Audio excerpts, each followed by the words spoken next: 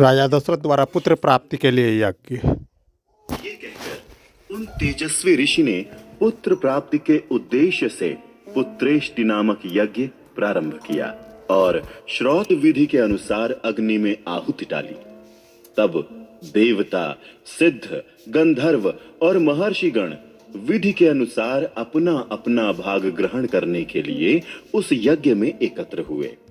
उस यज्ञ सभा में क्रमशः एकत्र होकर दूसरों की दृष्टि से अदृश्य रहते हुए सब देवता लोककर्ता ब्रह्मा जी से इस प्रकार बोले, भगवान, रावण नामक राक्षस आपका कृपा प्रसाद पाकर अपने बल से हम सब लोगों को बड़ा कष्ट दे रहा है।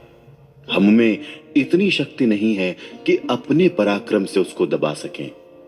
प्रभु, आपने प्रसन्न होकर उसे वर दे दिया है।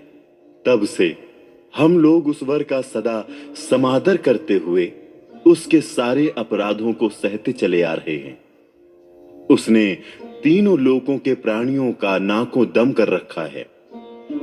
वो दुष्टात्मा जिनको कुछ ऊंची स्थिति में देखता है, उन्हीं के साथ द्वेष करने लगता है।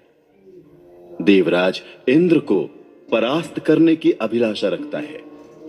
आपके वरदान से मोहित होकर वो इतना उद्दंड हो गया है कि ऋषियों, यक्षों, गंधर्वों, असुरों तथा ब्राह्मणों को पीड़ा देता और उनका अपमान करता फिरता है। सूर्य उसको ताप नहीं पहुंचा सकते, वायु उसके पास जोर से नहीं चलती तथा जिसकी उत्ताल तरंगें सदा ऊपर नीचे होती रहती हैं, वो समुद्र भी रावण को देखकर भय के मारे स्तब्ध सा हो जाता है। उसमें कंपन नहीं होता। वो राक्षस देखने में बड़ा भयंकर है। उससे हमें महान भय प्राप्त हो रहा है। अतः भगवान, उसके वध के लिए आपको कोई ना कोई उपाय अवश्य करना चाहिए। समस्त देवताओं के ऐसा कहने पर ब्रह्मा जी कुछ सोचकर बोले, देवताओं, लो, उस दुरात्मा के वध का उपाय मेरी समझ में आ गया। उसने वर मांगते समय ये बात कही थी कि मैं गंधर्व, यक्ष, देवता तथा राक्षसों के हाथ से न मारा जाऊं। मैंने भी तथास्तु कहकर उसकी प्रार्थना स्वीकार कर ली। मनुष्यों को तो वो तुच्छ समझता था, इसलिए उनके प्रति अवहेलना होने के कारण उनके अवध्य होने का वरदान नहीं मांगा। इसलिए अब मनुष्य के हाथ से ही उसका वध होगा। मनुष्य के सिवा दूसरा कोई उसकी मृत्यु का कारण नहीं है। ब्रह्मा जी की कही हुई ये प्रिय बात सुनकर उस समय समस्त देवता और महर्षि बड़े प्रसन्न हुए। इसी समय महान तेजस्वी जगतपति भगवान विष्णु भी मेघ के ऊपर स्थित हुए सूर्य की भांति गरुड़ पर सवार हो वहां आ पहुंचे। उनके शरीर पर पीतांबर और हाथों में शंख, चक्र एवं गदा आदि आयुध शोभा पा रहे थे। उनकी दोनों भुजाओं में तपाए हुए सुवर्ण के बने केयूर प्रकाशित हो रहे थे।